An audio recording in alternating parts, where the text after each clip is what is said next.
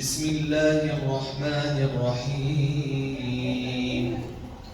وإذ قال ربك للملائكة إني جاعل في الأرض خليفة قالوا أتجعل فيها من يفسد فيها ويسفك الدماء ونحن نسبح بحمدك ونقدس لك قال إني أعلم ما لا تعلمون وعلم آدم الأسماء كلها ثم عرضهم على الملائكة فقال أنبئوني بأسماء هؤلاء إن كنتم صادقين قالوا سبحانك لا علم لنا إلا ما علمتنا إنك أنت العزيز الحكيم قال يا آدم أنبئهم بأسمائهم فلما أنبأهم بأسمائهم قال ألم أقل لكم إني أعلم غيب السماوات والأرض وأعلم ما تبدون وما كنتم تكتمون.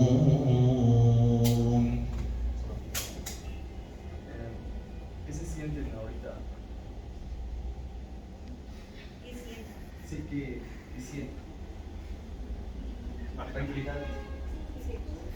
Esto es el Corán originalmente que reveló al profeta Muhammad y son palabras de Dios, no ha cambiado desde 1400.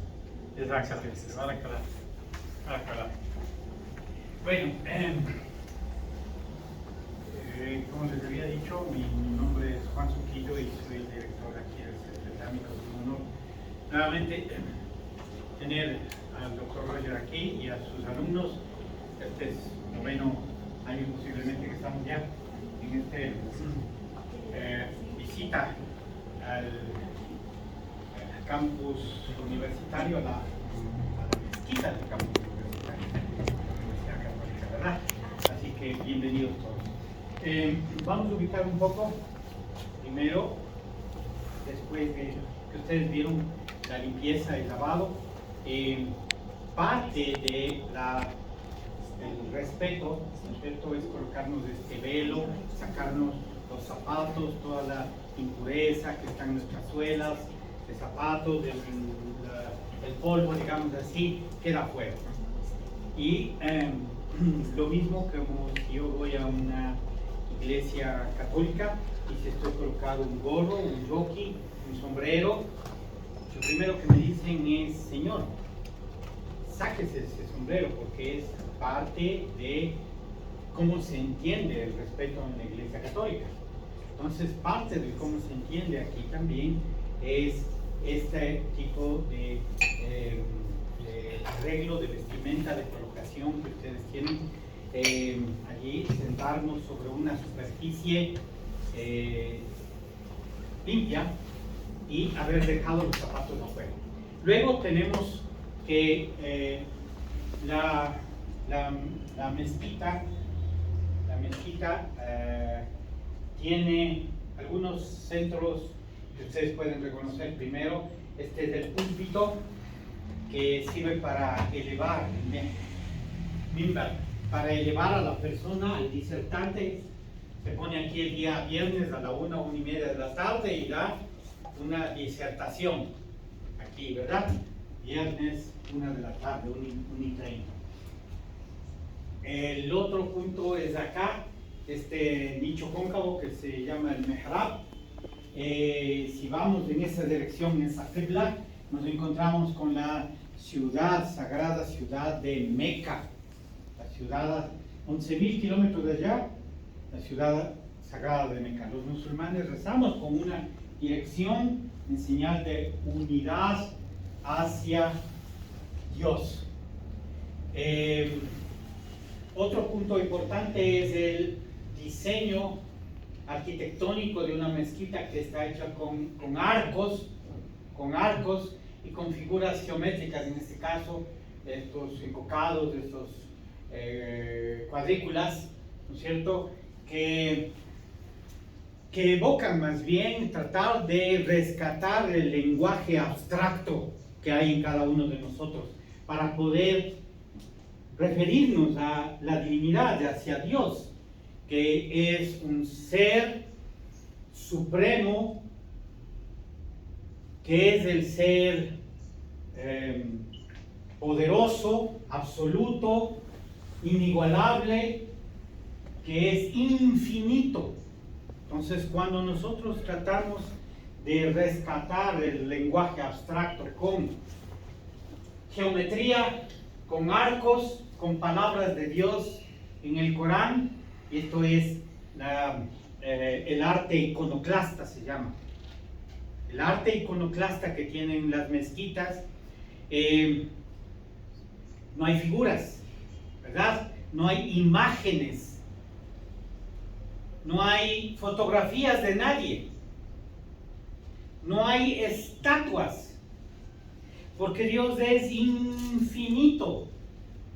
Entonces, bajo esa perspectiva, los musulmanes mal pudiéramos estarnos contradiciendo si colocamos la figura de Dios o la imagen o la estatua o una foto que tiene largo, ancho, profundidad y eso que represente a Dios. No, Dios Leisa kamithlihi shay'un wa huwa as-sami'ul basir. No hay nada ni nadie que se le parezca a él. Nada ni nadie se le parezca a él. Por eso esta abstracción del lenguaje abstracto que trata de rescatar de cada uno de ustedes. Entonces, esas son características y miren, no estamos directamente perpendicular a una pared. Tenemos esta inclinación. Esta inclinación, si me permiten acá, vamos a colocar un mapa para hacer un poco más.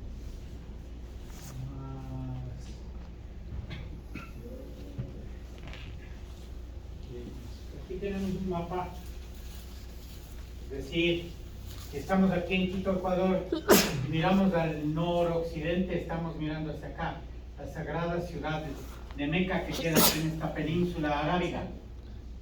¿Sí? Noroccidente para allá, ¿sí? Los que están, los musulmanes que están acá arriba en Boston tendrán que hacer para acá abajo, ¿verdad? Los que están acá en Argentina tienen que mirar para acá. Los musulmanes de Indonesia, de la China, de la India, de Pakistán, que están a este lado, tienen que mirar para este otro lado y hacer la oración para acá, para la sagrada ciudad de Meca. Señal de unidad. Fíjense toda esa energía que pone ahí millones de musulmanes. ¿Cuántos en el mundo? 2 billones de musulmanes. 1/4 de la población mundial.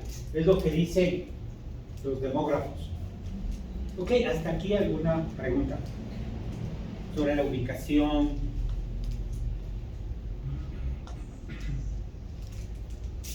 Listo. Vamos a tratar de conectar qué es lo que dijo el Sheikh Ammar. Eso es lo que recitó, parte de lo que recitó. Es idioma árabe. El Corán, ya vamos a ver, está revelado en idioma árabe. El Corán revelado en idioma árabe, ya vamos a ver. Él recita esto.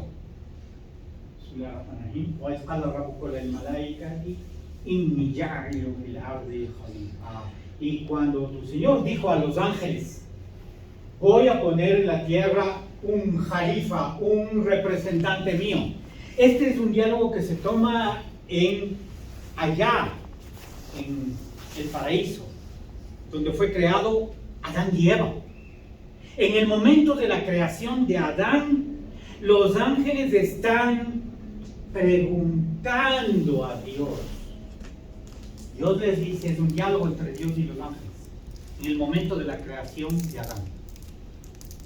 Y Dios les dice, voy a poner un jalifa, un representante mío sobre la tierra. Es decir, no somos cualquier ser del reino animal o del reino vegetal. Somos representantes de Dios si es que así seguimos su pacto y nos merecemos. Reinamos sobre el reino animal y sobre el reino vegetal, pero no como cualquier, no somos hermano tierra, hermano árbol, no, ratito. Somos representantes, jalifa, representantes de Dios sobre la tierra. ¿Alguna pregunta? Y dijeron, ¿quién dijeron? Los ángeles. Los ángeles dijeron, قالوا أتجعل فيها من يفسد فيها ويسفك الدماء, y vas a poner en ella a quien extienda fasad, corrupción. Los ángeles ya le están diciendo a Dios, estos seres que estás creando van a hacer corrupción. Ya se daban cuenta por los elementos químicos que estábamos que somos los seres humanos. Los seres humanos tenemos, Dios nos creó con sus propias manos y nos creó de arcilla, de lodo. ¿Qué es arcilla y lodo? Elementos químicos: carbono, silicio, calcio, hierro, azufre. Todo eso somos parte de los seres humanos, parte de la tierra. Pero los ángeles le dicen, ellos van a causar fasad, corrupción, y van a hacer muchas guerras. La historia de la humanidad es la historia de las guerras. Háganme el favor. ¿Quieren venir con...? No. Empezamos con Caín y Abel. Listo. Entonces, los ángeles dicen, mientras, si nosotros ya te estamos glorificando, te estamos exaltando tu nombre, mientras que nosotros te glorificamos y declaramos tu absoluta pureza, ¿para qué vas a crear a este ser humano? Entonces Dios les dice, yo sé lo que vosotros no sabéis, les dice a los ángeles. Les decían otras palabras, confíen en mí. Yo coloco a este ser humano, a este hombre, a esta mujer, con un noble propósito. Y de ahí debe venir, de ahí son las raíces de nuestra dignidad como raza humana. La dignidad de la raza humana viene en esta proclamación que Dios nos coloca como representantes de su creación. Pero tenemos estos asuntos que ir resolviendo, la corrupción y el derramamiento de sangre. ¿Sí? Tenemos que aprender a controlarnos, tenemos que aprender a dominar nuestro ego, como hacía Jesús y María, ¿verdad? Aprender a controlar nuestra lengua, aprender a controlar nuestros pensamientos, etcétera, para hacernos acreedores a esto, a ser el jalifa, el representante de Dios en la tierra. Vamos, ¿hasta aquí alguna pregunta entonces sobre este diálogo? Sí. Ya. ¿Por qué? Ah, ok, sí. Las lenguas, el árabe es una lengua semítica. Semítica viene de Sem, Sam. Sam, el segundo hijo de Noé después del diluvio. Se asentaron y la descendencia de Sam, de ellos salieron lenguas semíticas de Sem. Una de ellas es el árabe, la otra el hebreo clásico, antiguo, el otro el arameo. el que hablaba Jesús. Jesús no hablaba español, Jesús no hablaba inglés. Jesus. Yo no conozco quién me dice Jesus. ¿No es cierto? Jesus. ¿Quién será Jesus? ¿Sí? Es hebreo, arameo. Estas lenguas semíticas tratan, mira, de afectar el corazón. Entonces, se lee de derecha a izquierda y nosotros aquí las lenguas romances, derivadas del latín, ¿verdad? Que hay lingüistas. Derivadas del latín.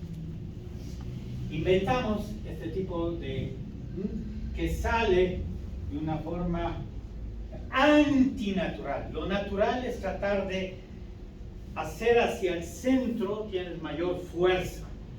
Afectar, dice, la caligrafía, la escritura, la poesía, los poemas de amor, ¿no?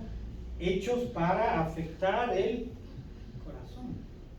Pero eso es como interpretaban estas lenguas ancestrales, ¿ya? Nosotros, los latinos, a partir de la República Romana, el Imperio Romano, empezamos a hacer al revés. Y conceptuamos que eso es lo normal, hacer desde el centro hacia afuera. Entonces le vemos algo extraño, pero si hubiera hasta ahora una literatura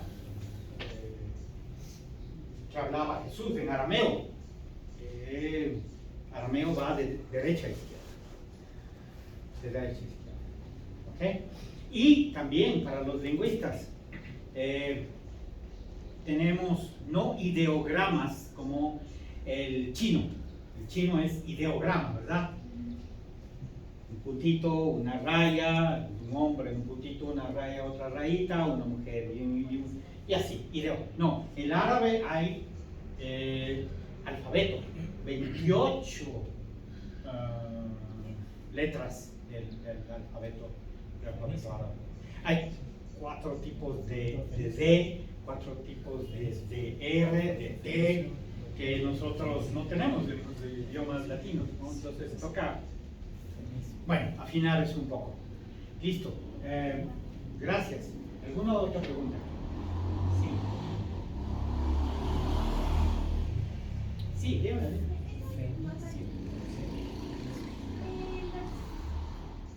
Las cifras que están arriba, así como puntos. Ah, sí. Esos, Esto. ¿significa, o sea, que son como centusiones o tiene alguna función? Ah, ya. Correcto. Hay letras y no las vocales. Las vocales A, E, U, sí, son parte de las letras también.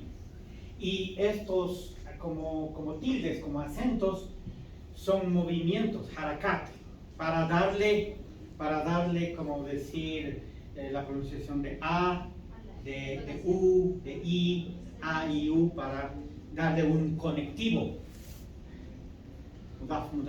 Ya se acuerdan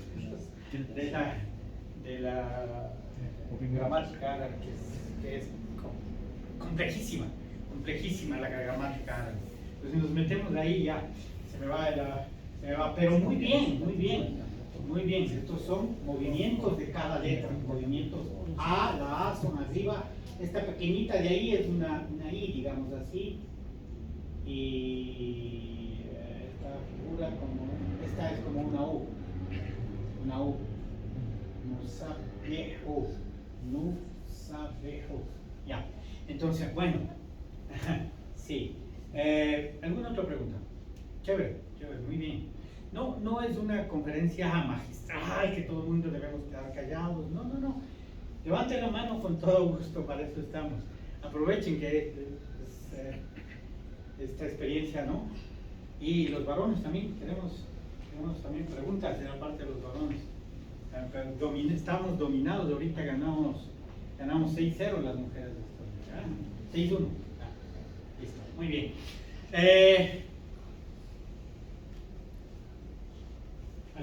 Vamos del siguiente recuadro, que es el árbol genealógico de los profetas.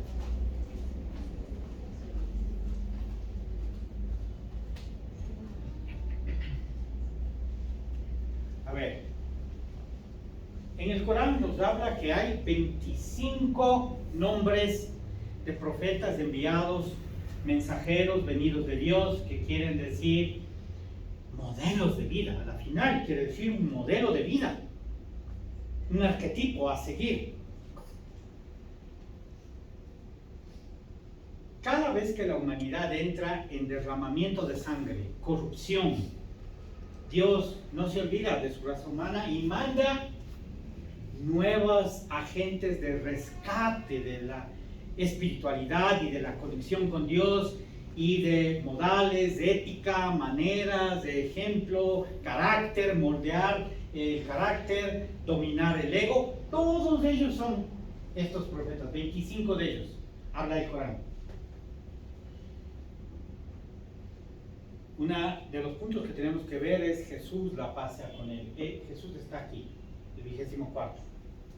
Jesús está aquí, 24. Pero vamos a empezar desde acá abajo. 1, Adán, primer padre de la raza humana, hombre, profeta, enviado, mensajero a su familia, a su tribu. Luego Idris o Enoch que está en la Biblia.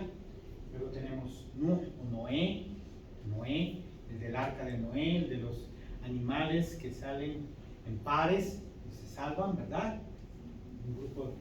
Y aquí el número 7 tenemos a Abraham. Abraham, patriarca de las religiones monoteístas. Todos, cristianos, musulmanes y judíos, reconocemos a Abraham. Y tiene su primer hijo Ismael. Su segundo hijo Isaac. De acuerdo a la Biblia, hay 14 años de diferencia mayor. Ismael, cuando Abraham tenía 86 años, tuvo a Ismael, y cuando Abraham tuvo 100 años, tuvo a Isaac. 14 años de diferencia entre el uno y el otro.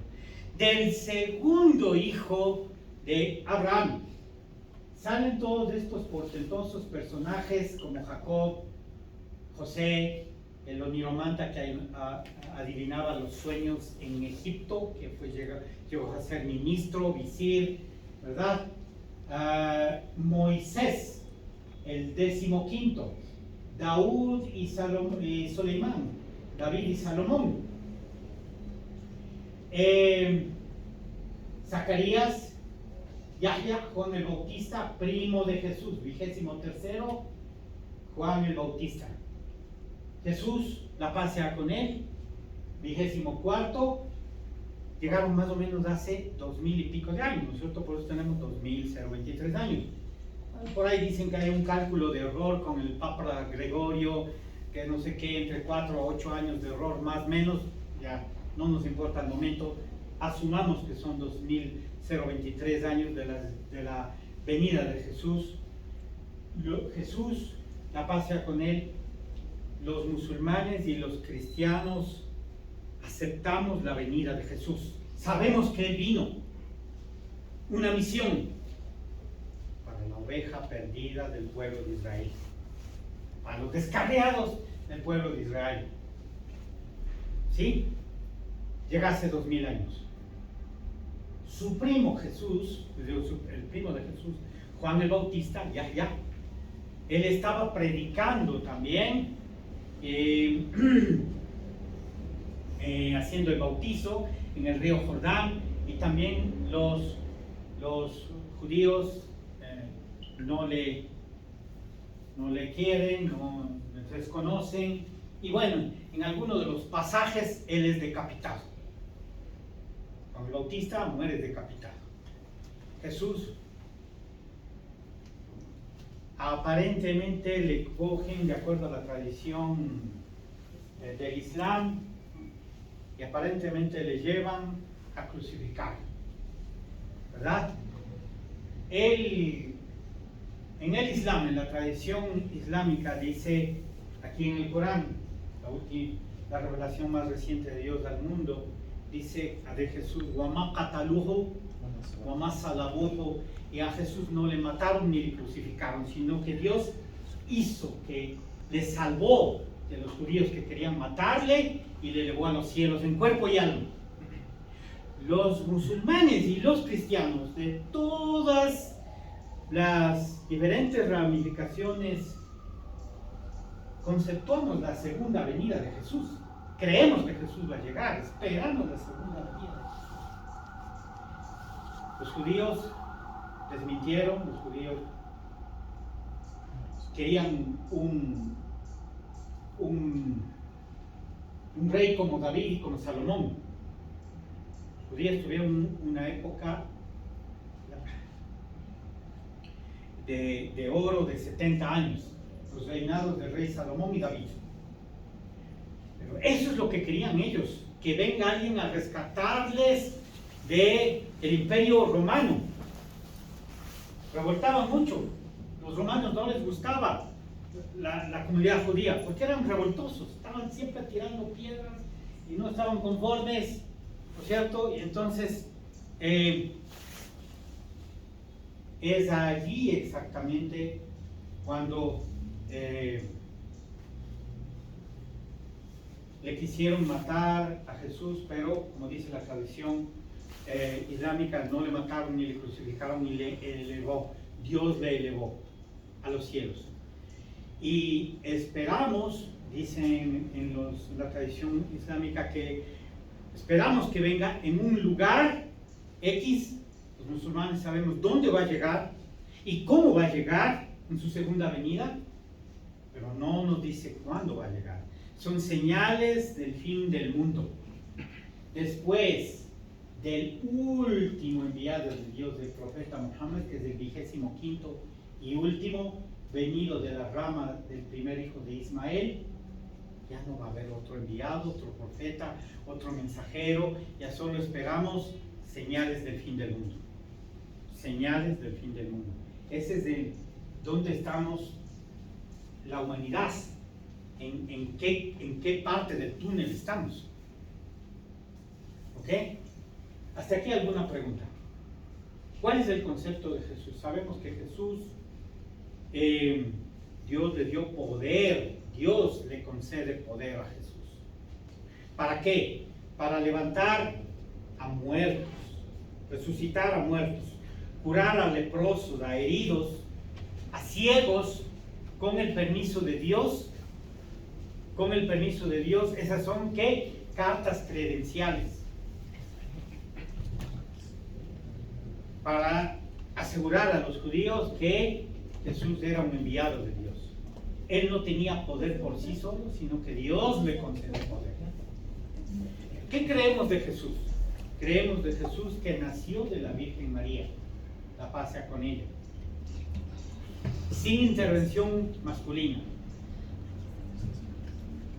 Para Dios no es problema, no es mayor problema. A ver, el primero es haber hecho el cielo, la tierra, el universo de la nada, a crear a Jesús solo de madre, sin intervención masculina.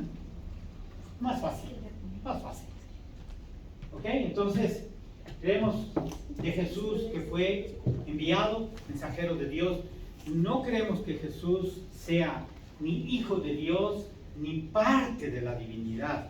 No hay parte en la Trinidad. En el concepto del Islam no hay Trinidad, no hay Dios trino, sino Dios uno solo, allá arriba en los cielos, y no hay nada ni nadie, no hay nada ni nadie que se le compare a él.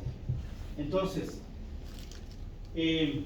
esta es la visión de Jesús dentro del Islam. ¿Alguna pregunta? ¿Alguna pregunta? Sobre Abraham, sobre Moisés. Sí. Dijo que saben cuándo, bueno, más bien dónde vendrá Los hadices de la tradición profética nos habla, a ver, vamos a pasar allí unas agüitas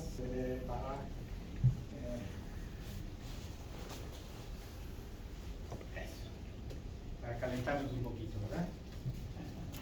Sí, en la tradición profética habla acerca de que Jesús va a venir al final de los tiempos. Es uno de los tres personajes que llega. Primero, el Mahdi, quien hará una unificación de los creyentes al final de los tiempos. El Mahdi. El segundo, Mahdi el guiado, el segundo es el anticristo, y el tercero, Jesús. Y una de las misiones de la segunda venida de Jesús es matar al anticristo, al impostor, aquel que se va a hacer pasar por Jesús. Ojo, y eso puede llegar en sus días, en los días de sus hijos, en los días de sus nietos, de sus bisnietos. No sabemos, o podrá tardar otros 600 años más, no sabemos. Pero de acuerdo a lo que hoy día estamos pasando, ¿no es cierto? Hoy día estamos en medio, ya acabamos de pasar una pandemia, parece que a lo mejor Dios no quiera, hay otros síntomas de otras variantes, de otras mutantes del COVID, y estamos en medio de guerras, y estos son signos también de que estamos en medio de un cruce de era. Estamos en el umbral de una era. Nos puede venir cualquier momento, no sabemos. Pero, ¿cómo vendrá Jesús? Dice que Jesús va a venir bajado por dos ángeles con una vestidura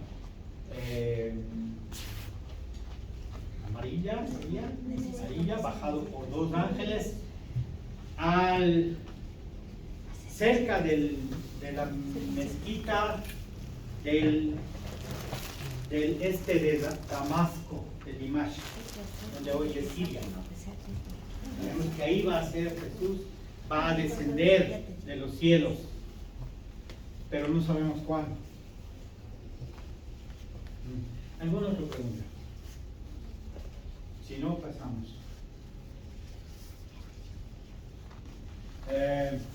Esta otra más, Mohammed, Jesús, Salomón, David, todos son descendientes de Abraham. Esta es legitimidad de Ismael en la Biblia misma.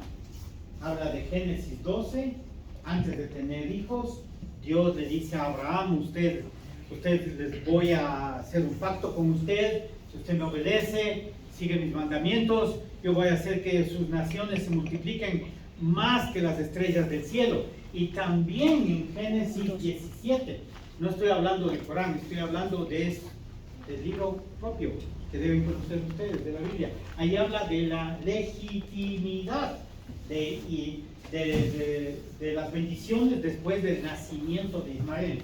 Nuevamente vuelvo aquí. ¿Quién era Ismael? Aquí.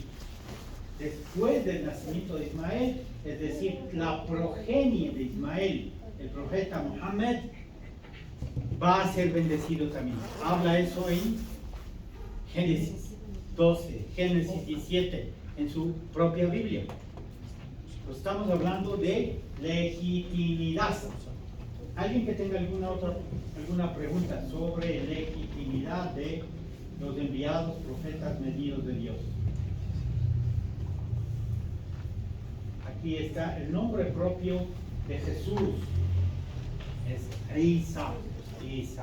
El nombre propio de Jesús es Isa. El nombre propio del profeta Mohammed, no es Mahoma, Nombre propio Mohammed, nombre propio Isa, Mohammed. ¿Sí? En español, los nombres propios no debemos cambiar. No sé si soy Carlos, no viajo a Estados Unidos, no me deben decir Charles. ¿Cierto? Entonces, claro, no habla una literatura de justicia cuando se encuentra el nombre Mahoma. No hay nombre de Mahoma, el nombre del profeta es Mohammed. Isa. ¿Ok? Cuando Él venga en su segunda venida, ¿cómo lo vamos a decir? A Isa. Y a Isa no me llamó Jesús, hijo de María. Bueno, esto vamos a pasar.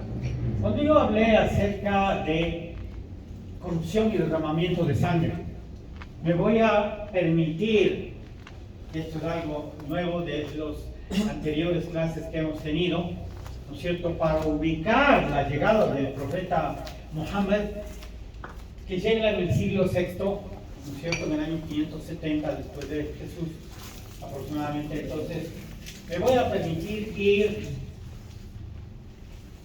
6 siglos antes de la llegada de Jesús, perdón, de la llegada del profeta Mohammed.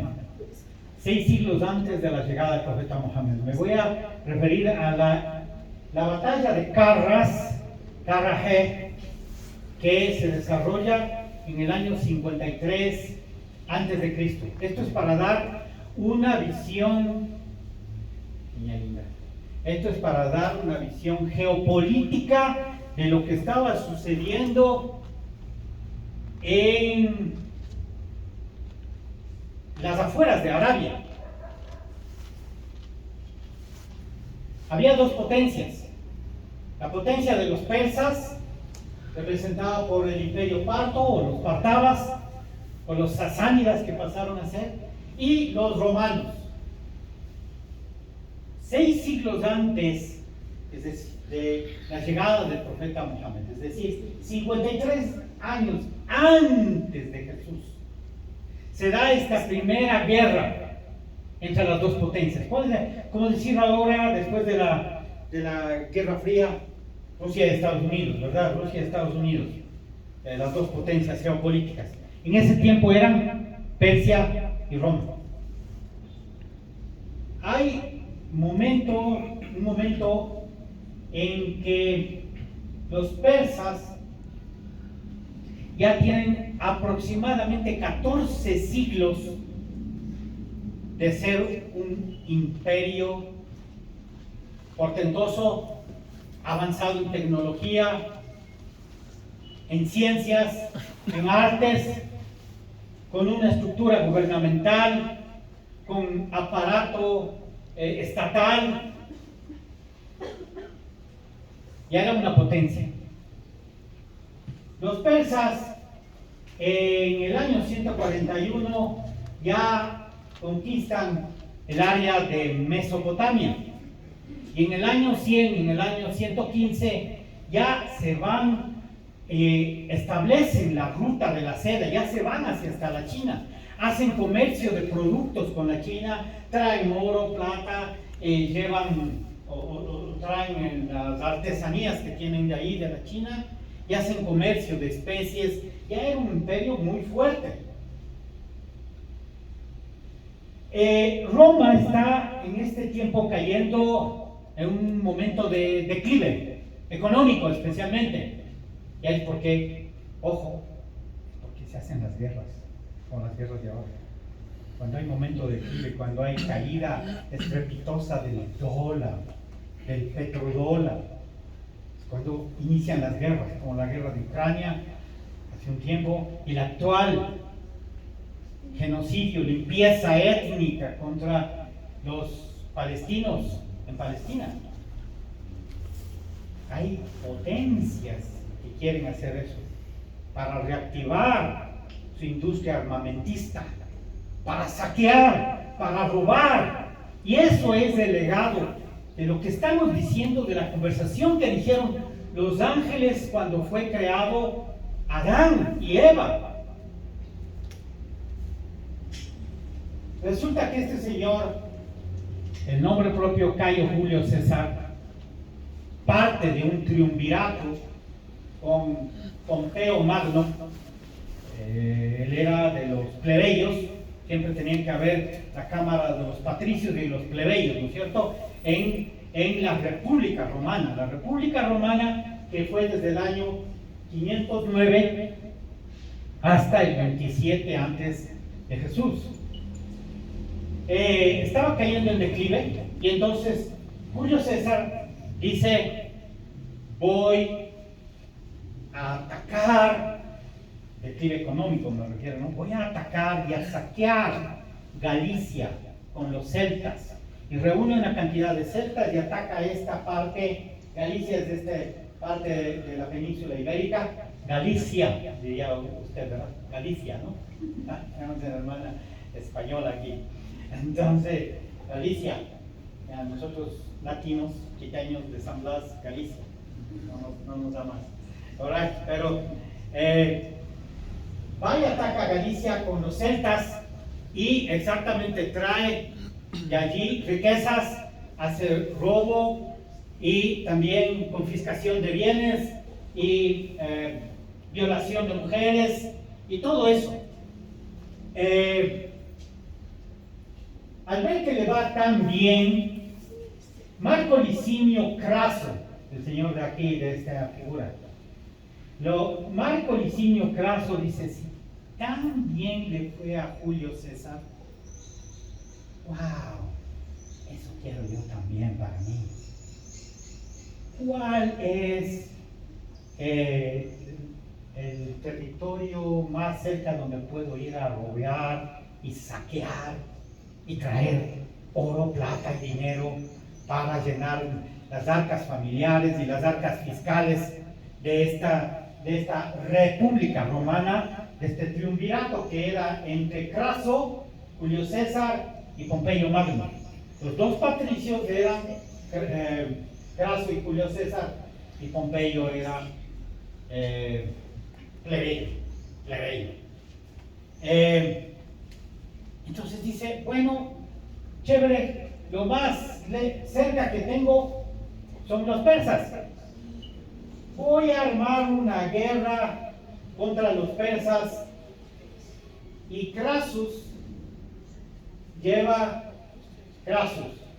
romano, lleva 40,000 soldados de infantería, 4,000 jinetes de caballería liviana y 4,000 jinetes de caballería pesada.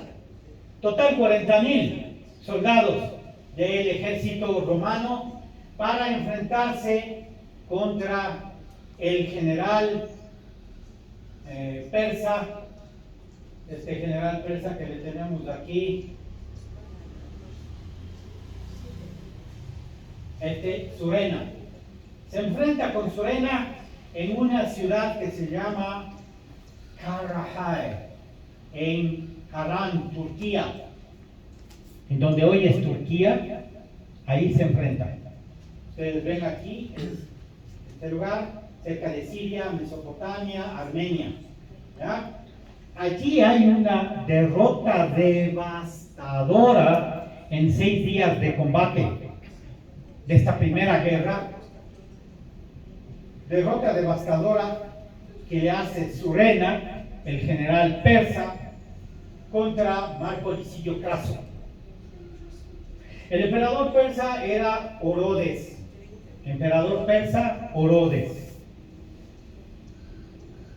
Estas son varias de las batallas en las que se dan esta guerra de 6 días. Los romanos eran una maquinaria de guerra. Tenían una espada, un escudo, una lanza. La espada le llamaban gladiador, por eso decían los gladiadores, ¿sí? Y con este tipo de formaciones, miren cómo se cubrían del lanzamiento de las flechas del ejército persa, de la caballería liviana persa. Se cubrían con este tipo de formación, con escudos que hacían una barrera, una pared y un techo sobre encima, traspuestos uno sobre otro.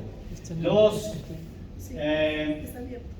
escudos, y eran una muralla en realidad de metal, pero prácticamente los persas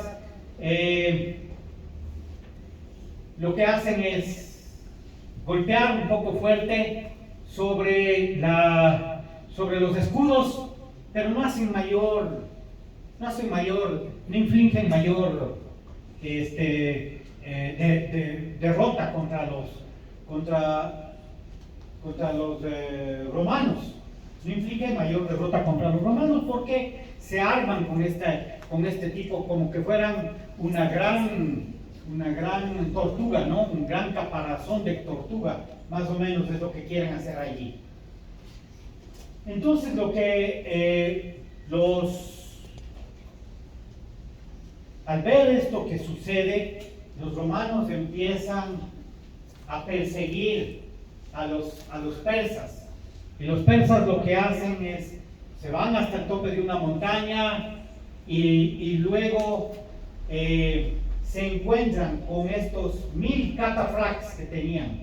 Esta era una caballería pesada que tenía ya el imperio persa.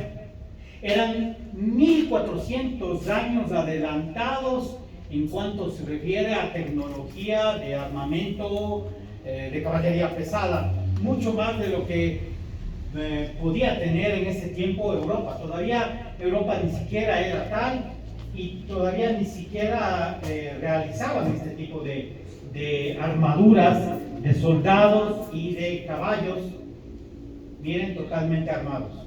Entonces aquí se ve en realidad cómo estos 1000 catafrax, que se llaman esto, enfrentan a la formación de testudo. Esta se llama formación de testudo.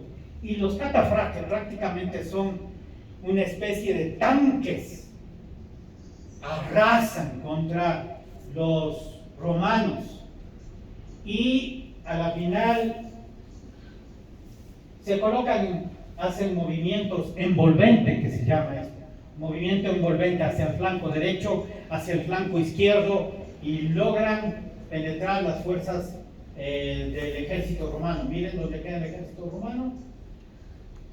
Entonces, después de 6 días, el segundo día, logra coger, el segundo del sexto día, el hijo de Crasus, Pluvio, es cogido prisionero.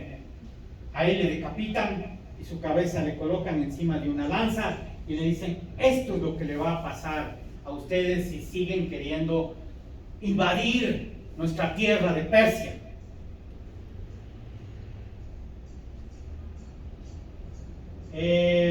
Al final, en el quinto día, ya estaba por hecho que los persas iban a perder, que los persas iban a ganar y que los romanos iban a perder. Entonces quieren hacer un intercambio, las paces, pero entre estos dos señores que eran los comandantes de los ejércitos, dice: al oeste y al este del río Éufrates se encuentra aquí tanto Persia como Roma, y si pasan estas orillas del río Éufrates van a ser aniquilados.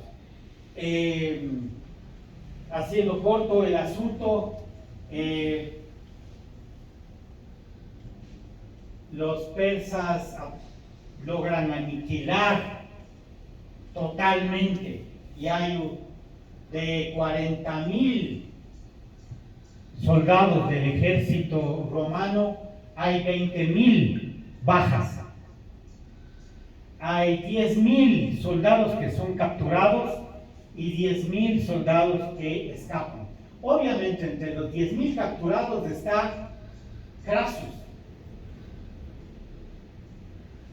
Y del lado de los persas hay 200 bajas aproximadamente, lo que dicen 200 con relación a 20.000.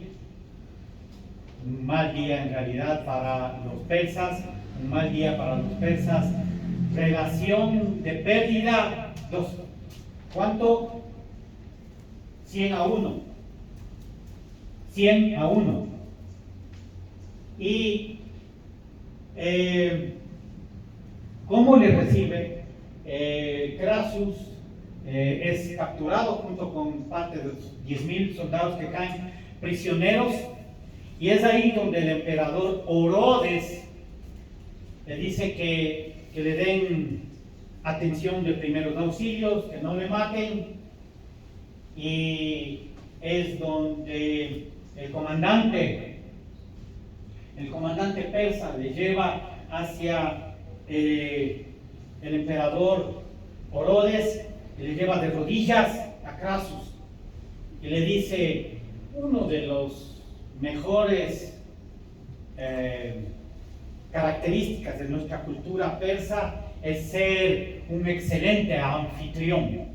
Nosotros somos excelentes anfitriones, y tú has venido por oro, tú has venido a saquear nuestra tierra. Te vamos a dar lo que tú quieres, porque tratamos bien a nuestros huéspedes.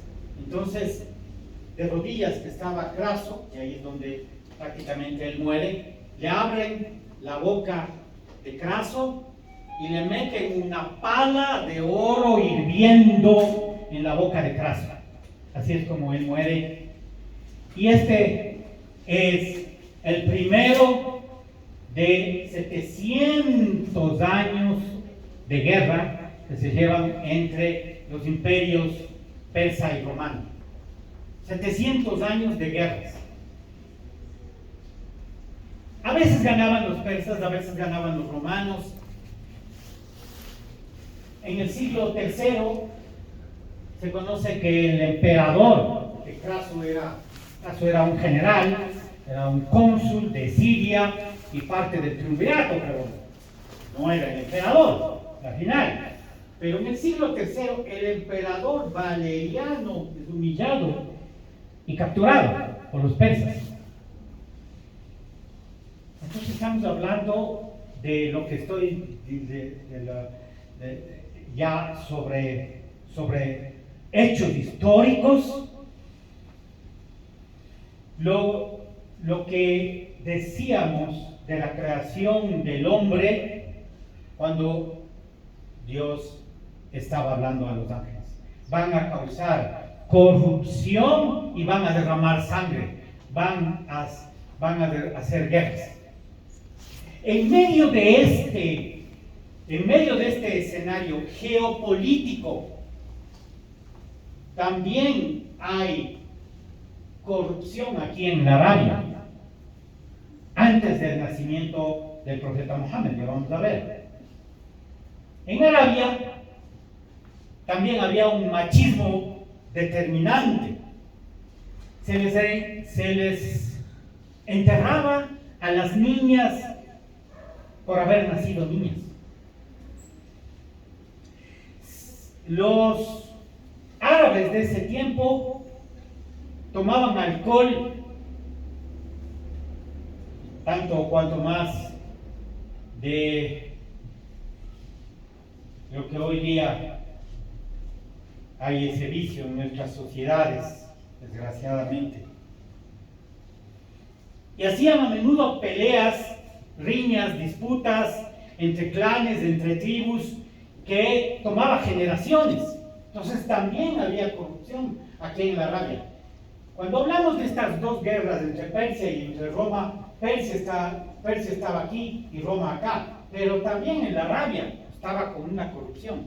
Es decir, más o menos como el tiempo que hoy día estamos viviendo, ¿no es cierto? No solo que la inseguridad está en el Ecuador, no solo que el sicariato se ha apoderado, no solo que hay corrupción de los poderes políticos, sino que hay impunidad encima de eso. Los que cometen los asaltos, los robos hacia el erario público y hacia nuestros impuestos y están actuando en contra de la sociedad ecuatoriana, ¿no es cierto? No solo que es un fenómeno que pasa aquí en Quito, en Ecuador. Vamos a ver a la América Latina. Tenemos cualquier país que ustedes quieran. Estamos en un momento crítico.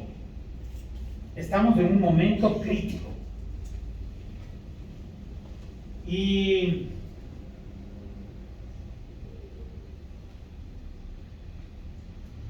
después en el año 570, es el momento en que nace el profeta Muhammad, las bendiciones de Dios sean con él, nace en la Meca, en Arabia Saudita, su fallecimiento en el 632 en la ciudad de Medina, Yatrib, también en Arabia Saudita.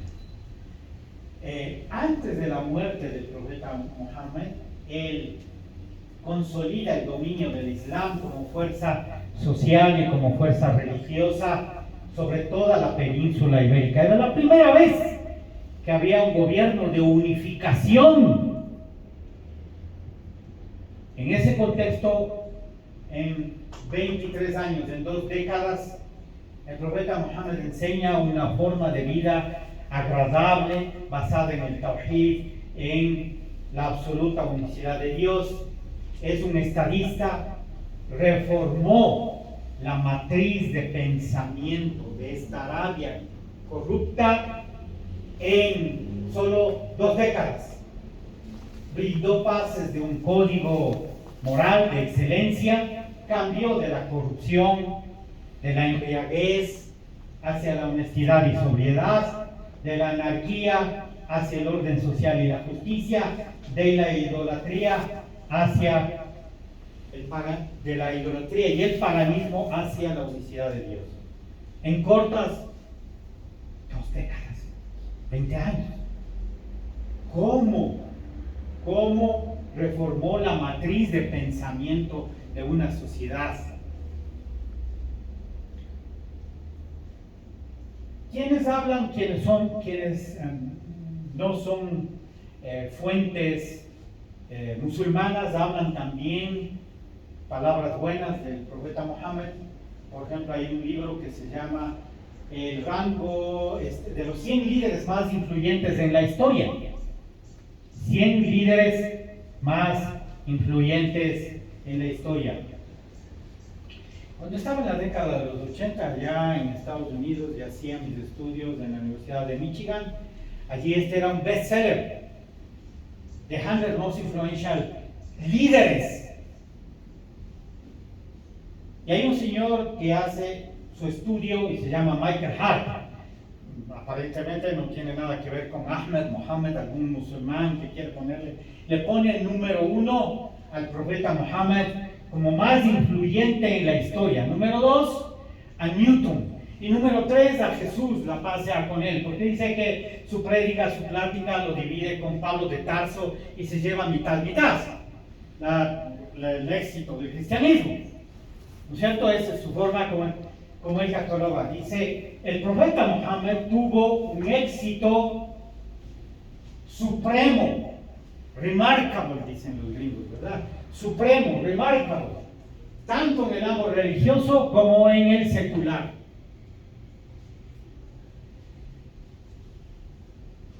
La Enciclopedia Británica habla también sobre el profeta Muhammad, George Bernard Shaw, también el historiador Lamartine.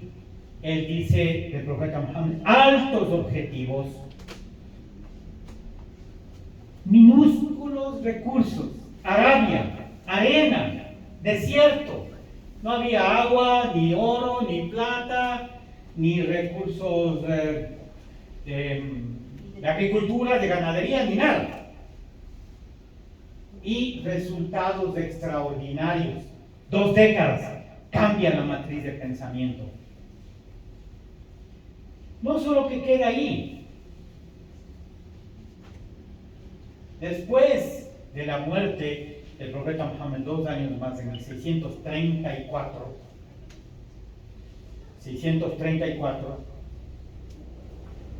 el califa Abu Bakr, el representante del profeta, hace algo increíble. La Arabia, que estaba prácticamente en una situación de indefensión, hace una declaratoria de guerra contra Persia y contra Roma al mismo tiempo y gana a los 2 imperios.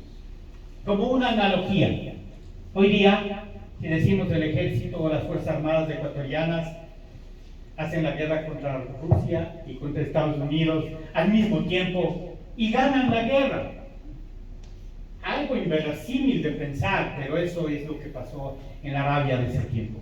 Y no solo que quedó ahí, sino que el Islam se expandió por Siria, el califato omeya, los abasíes y el Imperio Otomano, y también estuvo en España, en Andalucía, desde el 711 hasta 1492, como una civilización tolerante donde dio cabida para cristianos, musulmanes y judíos.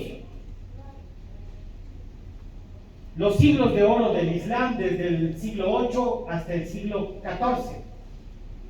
Jabir ibn Hayyan es el padre de la química moderna. Al-Jawarizm. Sin el Jawarizm, sin este musulmán, es el inventor de los algoritmos. Sin algoritmos no hay computadoras. Es un musulmán. Del siglo VIII, Al-Farabi, matemático, metafísico. Avicena, médico, astrónomo. Al-Bayruni, geógrafo, físico, filósofo. Abu Hamid al-Ghazali, Ibn Rushd, Averroes, Avicena y Averroes son bastante conocidos aquí en el mundo occidental. Este fue ya de Córdoba, matemático andalusí, Ibn Battuta y Ibn Khaldun. Años de oro. Después de estos siglos de oro, es donde esos son los que pavimentan el renacimiento de Europa. Europa se construye con el dinero, con el oro de Latinoamérica, que salió por el puerto de Machala y Puerto Gelí, aquí en el Ecuador. Con el financiamiento latinoamericano y con las ciencias de los musulmanes fue construido el renacimiento europeo. No es que de así de la nada alguien se le ocurrió en Italia, hey, empecemos el renacimiento. Tuvo que tener unas bases. Y aquí están, por decir, algunos de los. Bien, vamos sobre los 5 pilares del Islam. Primero sobre el Corán. Había dicho, es la más reciente revelación de Dios al mundo.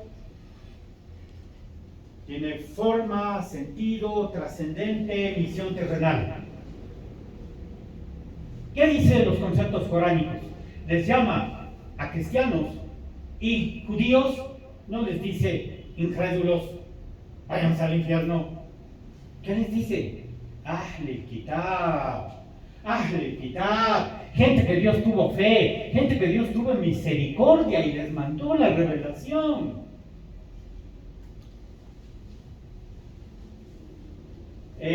Los libros sagrados que reconoce el Islam, Pentateuco, los 5 primeros libros que hablamos, ¿no? Y luego los Salmos a David, el Evangelio a Jesús. Para los lingüistas, levanten la mano los lingüistas, ¿no? Ok, miren, ¿cuántas palabras tiene el español? Palabras, 93,000, de las cuales usamos 500 a lo mejor, ¿no es cierto? El árabe tiene 12 millones de palabras. 12 millones. Si ven esa simetría numérica, el árabe está en la 4ª lengua más hablada, el segundo el español, el primero el chino mandarín, por supuesto, como lenguas maternas. ¿Sí? Un mensaje interesante para los lingüística, ¿no es cierto? Listo. Objetivos superiores del Islam: preservar la religión, preservación de sí mismo, preservación de la mente, del honor, de la castidad, honor, castidad, relaciones maritales solo entre casados.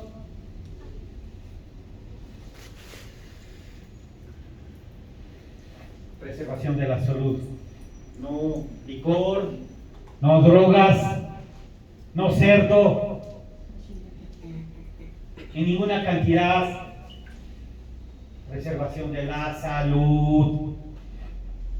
Objetivos macro del Islam.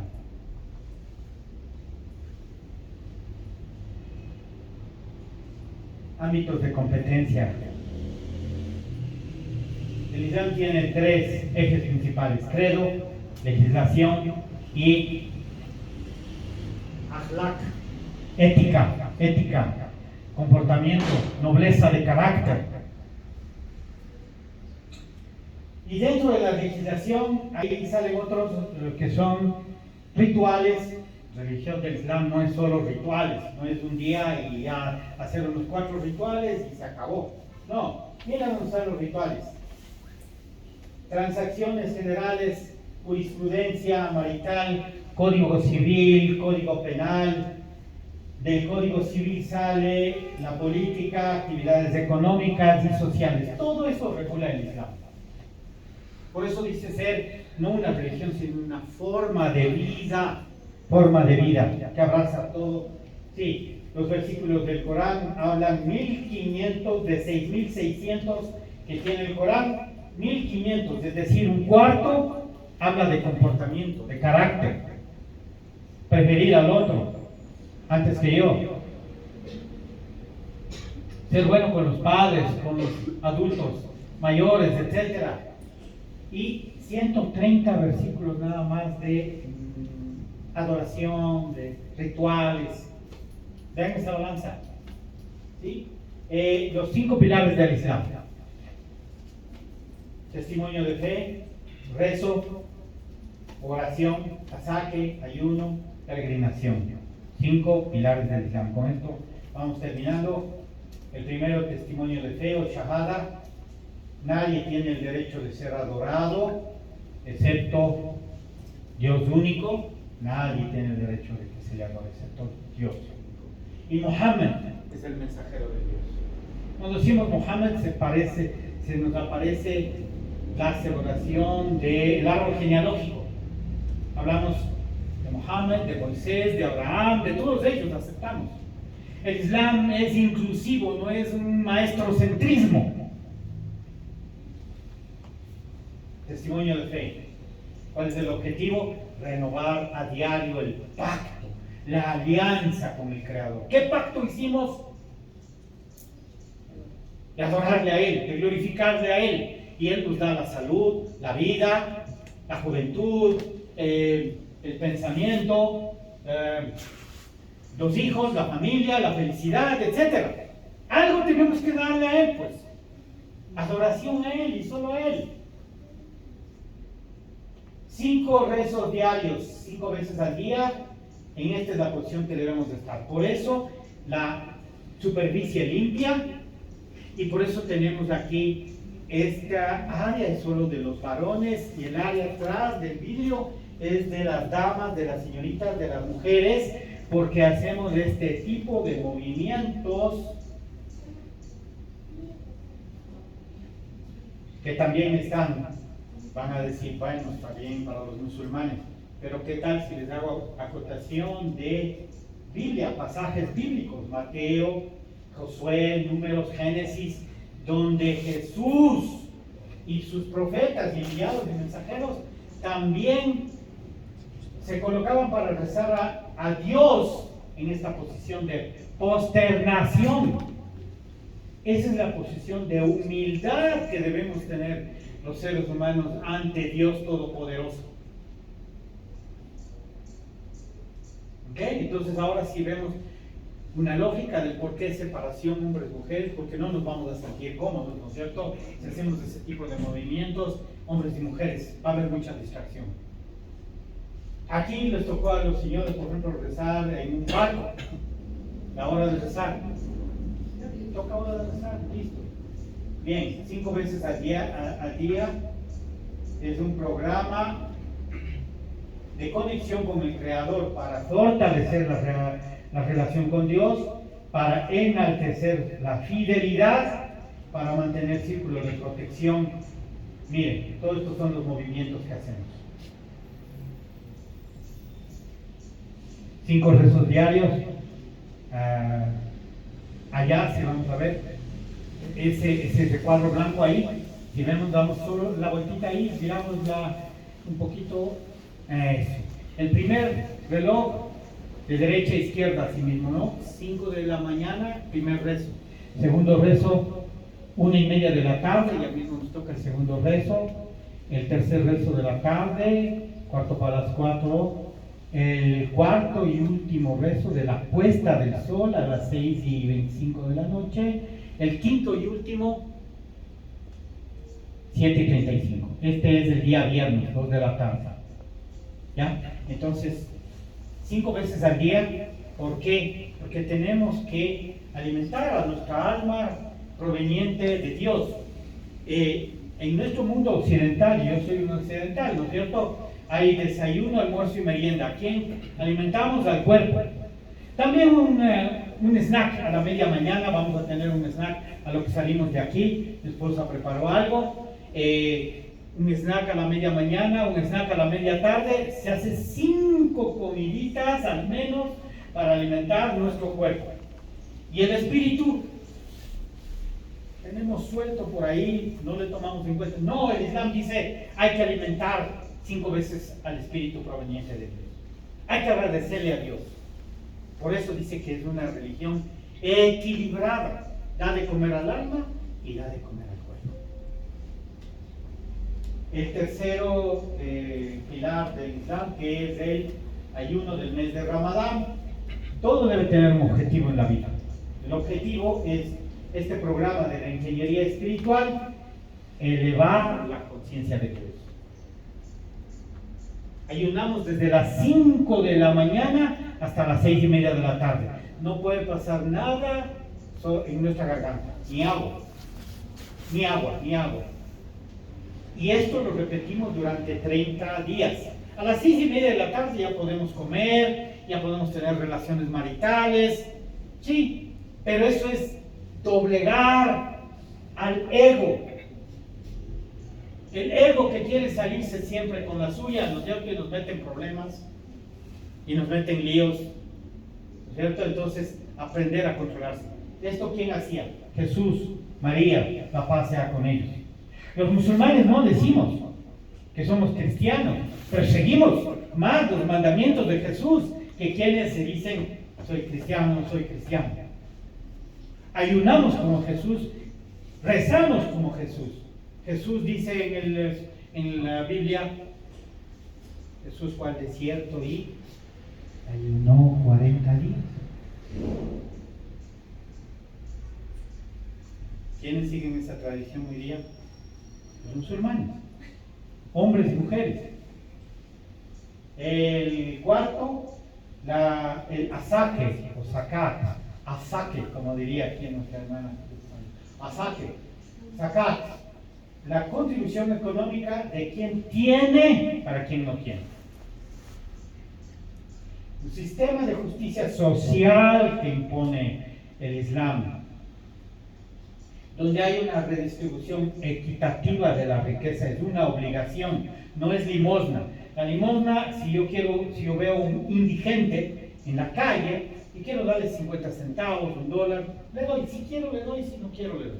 No le doy, ¿verdad? Pero este es una obligación económica, al menos una vez en el año, para tratar de evitar lo que pasa hoy día en nuestra América Latina, ¿no es cierto? Donde dice que hay tantos recursos naturales, pero hay una distribución económica concentrada en un puñado de gente, contado con los dedos de la mano, tiene la mayor cantidad de dinero y el resto nos vemos con las justas. Una distribución inequitativa de la riqueza. Pero el Islam propone que si es una orden de Dios, una vez al año hay que hacer esta redistribución con el que menos tiene. Quinto y último, el Hajj, la peregrinación a la ciudad de Meca, al menos una vez en la vida, si es que tenemos dinero o salud. Esta es la ciudad de Meca. Ahí, con esto terminamos. La ciudad de Meca. Aquí es la mezquita sagrada, que al menos entran como 2 millones de personas a la misma vez. Es decir, 40 estadios de fútbol Atahualpa al mismo tiempo. 40. Sí. 2 millones ahí. ¿Ok? Muchísimas gracias. Esta ha sido nuestra entrega y esperamos que haya sido de utilidad este conocimiento para cada uno de ustedes. De aquí lo que vamos a hacer es ponernos de pie, por favor. Vamos a tomar